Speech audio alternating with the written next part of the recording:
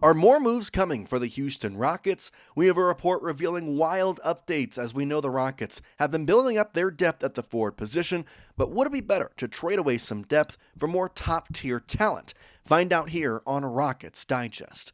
Welcome in everybody, I'm Jace Andrews. I appreciate you tuning in to today's show. I want to say a quick thank you to everybody. We recently hit 5,000 subscribers on this channel. I cannot express to you my gratitude, and just to let you know, this is just the beginning. We have a fun, entertaining, and full of content season coming up in the 2025-2026 NBA season for the Houston Rockets, and I can't wait to have you along for the ride. So if you're new, make sure you hit that subscribe button. This offseason for the Houston Rockets has been focused a lot on depth. You see VanVleet, Alperen Thompson, KD, Jabari Smith Jr., and Alperen Şengün as your starting five, but if you look deeper into this, the depth at the forward position is very, very heavy, whereas your true guards are just VanVleet, Aaron Holiday, and Reed Sheppard, because Alperen Thompson, although playing the shooting guard position, and we could see him at the point guard position, it is to note that he is, in general, a forward. That is the way he was drafted into this league. So, if we go based on that fact, the forwards the Rockets have, Alperen Thompson, Kevin Durant, Jabari Smith Jr., Josh Okogie, Tari Eason, Dorian Finney-Smith. You've got Jae'Sean Tate down there as well. This is an interesting potential forward lineup here. There is a lot of guys that the Rockets have at the forward/wing position. And that's a good thing. I'm not saying that's a bad thing, but would it be better suited if maybe they went out and got a help or a more top-tier talent, either at the guard position or just a top-tier guy rather than having so much depth? Well, that's where we have to kind of look into what exactly we expect from Reed Sheppard and what is the positioning of this Houston Rockets lineup. We start with the report here, going with Derek Parker of Rockets SI, saying, quote, "All in all, the team seems to be primed to be one of the top contenders in the league, armed with Kevin Durant, Alperen Şengün, VanVleet, Alperen Thompson, and a host of other talented contributors, both veteran and youthful," which is true. We've gotten a lot of stuff, but they might want to consider the option of trading to get a more top-tier guy. Depth is great.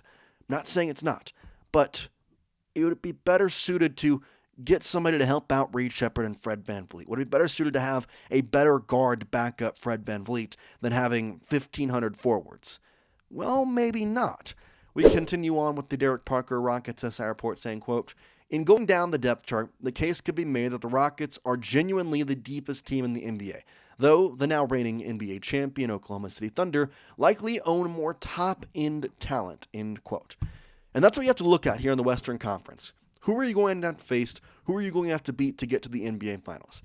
I still want to go and look here at the Oklahoma City Thunder roster. Obviously, he believes that the top-tier talent resides in OKC. And I agree. Shai Gilgeous-Alexander, Jalen Williams are both very, very talented players. Lou Dort is a great defender and shot very well in the postseason. Obviously, when Chet Holmgren is healthy, he's great. Isaiah Hartenstein, not to mention Jalen Williams, who they re-signed. The other, Jalen Williams with a Y. Cason Wallace, Alex Caruso, and Nikola Topic didn't even play that much. This is a very good team, and they do have some depth. But the top-tier talent for them, I think, is maybe a slightly better than the Houston Rockets when you compare the two here. Because if you look at the starting lineups alone, VanVleet at the guard, Shai Gilgeous-Alexander. I love the Rockets. That battle goes to the Oklahoma City Thunder. Alperen Thompson and Jalen Williams. I think Alperen Thompson can be up there with Jalen Williams, but as of right now, that battle goes to Jalen Williams. Lou Dort, KD, not a problem there. I'm taking KD, Chet Holmgren, and then Jabari Smith Jr. That's where it's a little bit of a tie, and then Isaiah Hartenstein and Alperen Şengün. I might take Alperen Şengün over Hartenstein, but then when you go to the second depth there's the second guards for Oklahoma City is a lot better than Reed Sheppard and Aaron Holiday. And that's where you have to kind of sit back and say, okay, the guards are an interesting slot. Now, we know head coach Ime Udoka loves to kind of mess around with simple lineups. And so we're going to have a lot of people talking here that they should consolidate their depth. And that depth is an amazing thing to have. And the Rockets have done a fantastic job this offseason making the team what it is and positioning themselves in the way they have. But people are going to ask eventually, especially when we get closer to, trade talks and the deadline for the NBA, if Reed Sheppard is not performing, if something on the roster is not working right now, the questions are going to be had of should they have made a trade for a point guard, for a guard, for somebody when they had so many wings? Or when we get to that point, will they make a trade for a guard? If Reed Sheppard is not working out, which the opinions on him can flourish from people saying they believe he's going to be potentially a great second-tier point guard to people saying that he stinks and should be traded right now. It's a very interesting conversation, and it all goes back to Reed Sheppard. It feels like at this point, that's what the biggest thing is with the Houston Rockets, is what can they get out of Reed Sheppard, because we didn't get to see all that much in Las Vegas. And when we did see him, I'm not going to lie, the first game was great. The second game was just mid, and against Summer League level talent, I need that to be better. And so, do they make the trade? There is so much forwards on this roster. They could easily go out and trade somebody on this team. I mean, there's people they can go out there and get. They also have 3 centers, and again, they have planned this way, so I don't think they're going to do it, because Steven Adams, Clint Capella, they signed both those guys this offseason. They wanted them. Dorian Finney-Smith, they signed him this offseason. They wanted him. Josh Okogie, they wanted him this offseason. They got him. This was the plan all along, but I question, was it the right move? Is it the right thing for them to do? And that's where I ask you as Rockets fans if you agree with me or what your thought is. Would you rather see the Rockets keep their depth, knowing what they have at the forward and wing spot, or do you think that they have almost too much depth and should trade for some high-level talent? I would say preferably at the guard position, but even just getting a insane backup center or something, or backup, not center, I think center is fine, but an insane backup shooting guard or something like that. Derek White, or for whatever reason. Like, trades can be made. The salary is a lot with Reed Sheppard, and you'd have to probably move him, but it's a question that I'm going to have to continue to look at here until we finally see what this team has in preseason and regular season games, because as of right now, on paper, I love what they're bringing to the table. I think this is a very good team that is a contending team. But I can't help but look back and compare them to last year's champion and think about the players that they have on their roster and the players that we have on our roster.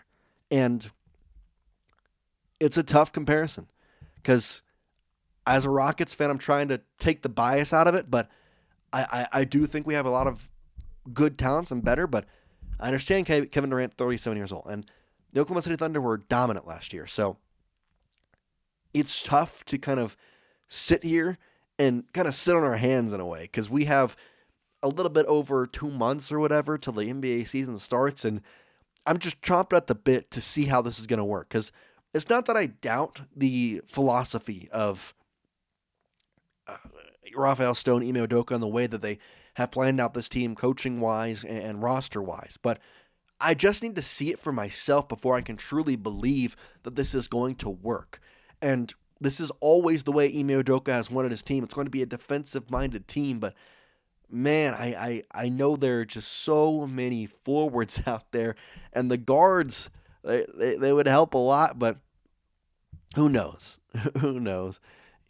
Let's go to Derek Parker, because he says no.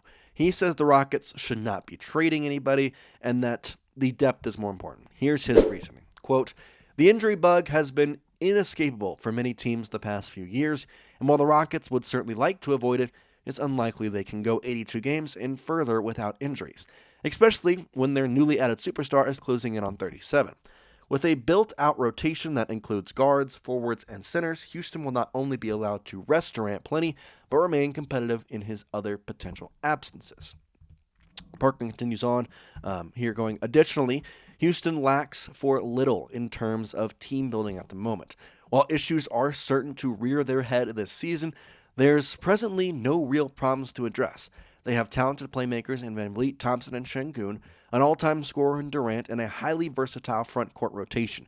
Not to mention the further development of second-year guard Reed Sheppard could solve all sorts of problems." End quote. Once again, though, the expectations for Reed Sheppard are very, very high. And I don't know if I want to. I want to believe them. I don't know if I can. I don't know if they weren't going to give this guy minutes last year. What's the big change? What's the thing that's going to make him somebody who they wouldn't give minutes to last season to somebody who they are relying on heavily and want and believe he'll be good? It's also hard for me when I go back and watch the Rafael Stone clips talking about Reed Sheppard. And I'm not doing anything but speculating here. I'll start with that. But every time he's asked, it's a very blunt response. Reed just has to be good. He has to be good. Now, he specifically kept Reed for a reason, but it is a very strong message that he is always sending that Reed has to be good. He has to be. The question I have is what if he's not? Do the Rockets then make a trade? Do the Rockets then regret not trading him? Do the Rockets then regret not making a signing for a guard? I hope that's not the case. And the depth is a great thing to have for a lot of different reasons, but there is so much being put onto Reed Sheppard being good this season. And that's the question I have, is they're putting a lot on it, and I don't see a backup plan. I don't. Let me know your thoughts in the comment section. Is Reed Sheppard a guy you can trust? Is Reed Sheppard somebody that you believe it's not going to go well? Let me know down in the comments, but we appreciate you joining us. As always, again, thanks for 5,000 subscribers, and we'll see you next time here on Rockets Digest. Peace out.